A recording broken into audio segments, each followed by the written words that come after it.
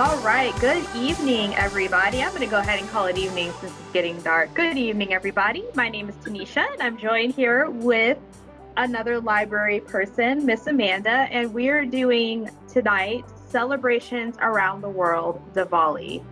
So I am going to go ahead and hand things over to Amanda, and we are going to talk about Diwali. Thank you, Tanisha. Thank you so much. So, as Tanisha said, my name is Amanda, and we are celebrating Diwali today. So, this is the kickoff of a series of programs. We are doing celebrations around the world, talking about celebrations from various cultures around the world and the traditions and customs that go along with those. So, as Tanisha said, you can post a question in the questions section at any time. But if you are one of our attendees who does celebrate Diwali, we would love to hear about some of your traditions and some of the ways you celebrate the holiday. So please go ahead and feel free and share those in the questions section as well. And as we are done, we will read those out at the end. So a quick note getting into our program, this as I was saying before, this is more, oops, and I'm actually going to take my camera off as we go into the presentation. This is about cultural traditions and different ways of celebrations. It's not really dogmatic. It's not going too deep into any one particular reason for celebrating Diwali. We'll share some of that background, but this is more about the culture and traditions that surround the celebration. So hopping right in.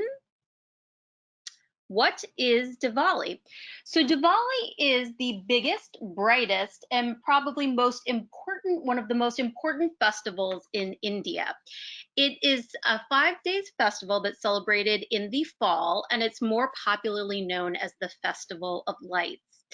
Generally, there are a lot of different origins or different Diwali is celebrated across diverse populations. So there's a lot of different reasons for why it is celebrated.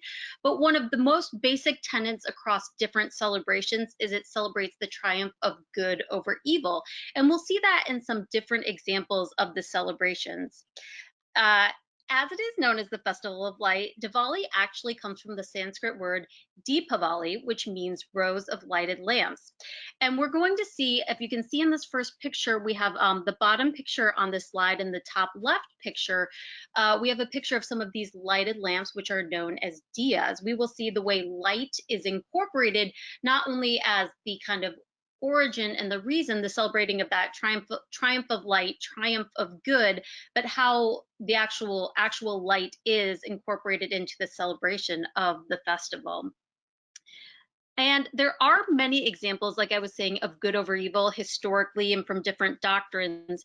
But another very basic celebration of, or not basic, I shouldn't say, a very core celebration of Diwali that crosses over many different regions is the awareness of the inner light. And then this is not necessarily just good over evil, but it's the light of higher knowledge that is dispelling all ignorance. Okay, so let's go into our next slide, which is where and when is Diwali celebrated? So Diwali is actually celebrated in many places across the world. It's celebrated in India, primarily. One of the biggest celebrations is in India, but it is celebrated in many cultures across the world by the religion, by Hindus, Sikhs, and Jains throughout the world, where in different locations. When is Diwali celebrated? Well, it is celebrated every year between October and November, and it changes from year to year based on the lunar calendar. This year, Diwali is right around the corner. It is starting next week. So this year, the 5-day festival is going to be celebrated from November 12th to November 16th of 2020, with the main Diwali celebration, the third day of Diwali, falling on November 14th this year, which is a Saturday. And then partly why it has to do with the lunar calendar is because the third night, or the main night of Diwali, always falls on a moonless night. This is incorporated, not the reason for the celebration, but Diwali, when in the year it falls, it also coincides with the end of the harvest season for farmers and the closing of the financial year for business people. So there are a lot of things that are incorporated and tied into the celebration there.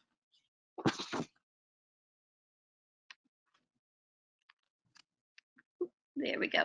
Okay, so why is Diwali significant throughout the world and in India? Well, basically, as I was saying before, Diwali is one of the major celebrations, if not the most major celebration in India. So there are regional differences. As I was mentioning, three major religions celebrate this, so they kind of have different reasons for why they celebrate Diwali. But the essence of that, of light over darkness and good over evil, remains the same throughout all of the celebrations. So, or the awareness of the inner light. And it can also be a celebration of new beginnings because it does happen to coincide as well with the Hindu New Year. So there is one of the origin stories of Diwali I will share with you is Lord Ram and Sita. So part of the story is that Lord Ram was married to Sita, who was a beautiful princess, but they were banished from their kingdom along with his brother Lakshman, and they were banished to live in the forest for 14 years. Now, during this time of the banishment, a demon king named Ravana heard of the beauty of Sita and he kidnapped her. So, along with Hanuman, who is the king of the monkey army, Lord Ram was eventually able to rescue Sita, and they were able to return. They were rescued Sita, defeated Ravana, and they were able to return to power and return to their rightful place. So, after the battle for the kingdoms, the story is that people put out oil lamps for them to help guide their way home. So that's one of the origin stories that comes from the Hindu tradition, is that why light is so important is, and we see another picture of those diyas in the main frame here, is lighting the diyas to help guide Lord Ram and Sita home. Uh, Generally, it is also significant because it is a big time for family celebrations. So, aside from the origins of the holiday, it's one of those times where families and friends get together. There's gifts, there's shopping, there's sweets. So it is just that time of year. It would be what you consider the festive time of year or the holiday season. And that's also significant because it means a lot to families and friends, and that spirit of getting together and celebrating together. Okay, so how is Diwali celebrated? So we're going to go in a little bit of a step by step, and then we'll talk about just kind of some of the general ways that the holiday is celebrated. So as I mentioned, Diwali is a celebration of 5 days, and it starts the third day. The most significant day is the day of Diwali, which is always the third day. So we're going to go through briefly the 5 different days of Diwali and some of the ways that some of the celebrations and traditions on those days. And like I was saying, across different regions, across different cultures, there are some variations in the celebration, but these are just some general ones that you might find about Diwali. So the first day is Dhanteras, and this is always the first day of Diwali, and it pays tribute to the goddess Lakshmi. So Lakshmi, you're actually going to see more than once in Diwali, and Lakshmi is the goddess of wealth. So one of the things that's important during Diwali, or one of the ways you can celebrate this first day, it's traditional to buy something precious or something that signifies wealth. So a lot of people buy jewelry, but another thing that people buy, a precious metal, they can buy utensils for the kitchen. And it's also very traditional during this part of Diwali, as you're kicking off the celebration, to clean and decorate the home for Diwali. So part of that cleaning the home is there's the idea that Lakshmi will visit the different houses, so you want to make it clean and inviting for Lakshmi. The second day of Diwali is Nakara Chaturdashi, or Choti Diwali, and pardon if I mispronounced that. So this is the second day of Diwali is a little bit similar to the first, or but with a little bit fewer rituals going on. So one of the traditions for the second day is including a bath, taking a bath and using aromatic oils to kind of cleanse yourself for the new year. Another tradition is wearing new clothes, offering puja, which is a ceremony, doing a ceremony, lighting the diyas, the oil lamps around your home, and celebrating with firecrackers. Now, we're going to talk a little bit about firecrackers going down when we talk about the general celebration. But another thing about Diwali is also we were talking about the lighting and the firecrackers doing puja. Puja, as I was mentioning just now, are the religious ceremonies. But just like many holiday seasons around the world, this is a big shopping time. So there's a lot of carnivals, bazaars, and markets that open up right around Diwali, because this is a major transaction time also in the business world in India, because you have people going out to buy the necessities for the pujas, for the those traditional things, but you also have a lot of shopping for new clothes, jewelry, and a lot for firecrackers. It's actually there's quite a bit of purchasing of firecrackers every year. So that's something else that you could maybe do on the second day. So as I was saying, the third day of Diwali, or it's known as Lakshmi Puja, where you do the puja for goddess Lakshmi, is the main day of the festival. As I said also in the previous slide, it always takes place on a moonlit night. Uh, and it's dedicated to both goddess Lakshmi and Lord Ganesh. And some of the traditions for the third day, or the main day of Diwali, include offering puja to Lakshmi and Ganesh, lighting diyas, and this is again back when we were kind of saying the idea of making the home inviting and welcoming. So lighting the diyas to welcome Lakshmi into the home. It's also a big time for visiting with family and friends. So having family and friends over, going to each other's houses, celebrating together. It's a big time for exchanging gifts and sweets. So having those traditional Indian sweets you can bring over to somebody's home, lighting firecrackers and watching fireworks. So this is the firecrackers and fireworks. Generally, it can be on a kind of a personal family level, or you can have big celebrations throughout the city or the region where you can watch displays of fireworks. Okay, moving on to day 4. Day 4 is Govardhan Puja, or Padva. And this celebrates Lord Krishna defeating Indra, and he saved the Govardhan people. It's either, depending on the story you read, it's a hill or a mountain, but Indra had caused flooding in the area, and Lord Krishna had raised the whole hill, Govardhan or mountain, up on his finger, and he saved the people from flooding. So that is what is traditionally celebrated on this day, on the 4th day. And some of the ways they celebrate, it can be celebrated, are people create it's like a little small hillock from cow dung to symbolize the hill. And then there are some different rituals that go around that. The 4th day is also called Padva, and it is a big day for kind of visiting family and, like I was saying, exchanging sweets with one another, the traditional Indian sweets. And then the last day of Diwali, day 5, is Bhai Dooj. And this is the day where brothers and sisters, there's ceremonies where brothers and sisters celebrate one another. So Bhai actually is a word that means brother, and Dooj means second, because it is the second day after the main day of Diwali. So in this ceremony for Bhai Dooj, sisters perform the tilak ceremony, where they put the crimson mark on the brother's forehead and they pray for their brother's well-being. And then brothers will give a gift to their sister. So, and then many families share time together, share a meal together, or some other sort of family celebration. So this is just looking at the general celebration. In the first picture here in our spread, you can see we've got the fireworks kind of representing that different, the light, the fireworks, which are a very big part of the Diwali celebration.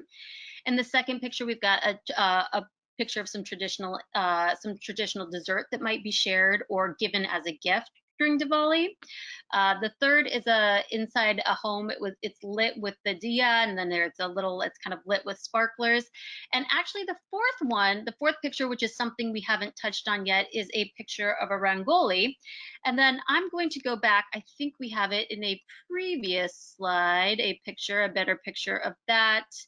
We do, as you can see at the bottom picture of this slide, there is a picture of a diya inside a rangoli, and that is a pattern that's made using colored powder, or it can be used flower petals, and it is something you put on the entryway of the home. It's designed with different colors. It's made by hand. The designs are made by hand by dropping the different patterns of color.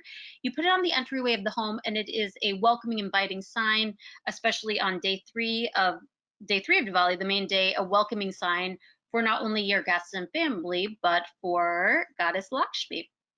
So that is another traditional thing you can do during Diwali, is to create a rangoli and put it in the entryway of your home. Okay, so that brings us to the end of this presentation in terms of the information. Like we were saying, this is a way to celebrate along with our customers and our attendees who celebrate Diwali. We wanted to celebrate along with you and recognize this wonderful, fun, fantastic holiday, and a way for our customers who don't celebrate Diwali to learn about this tradition. And if you want to learn more, actually, we have pulled some items from the collection.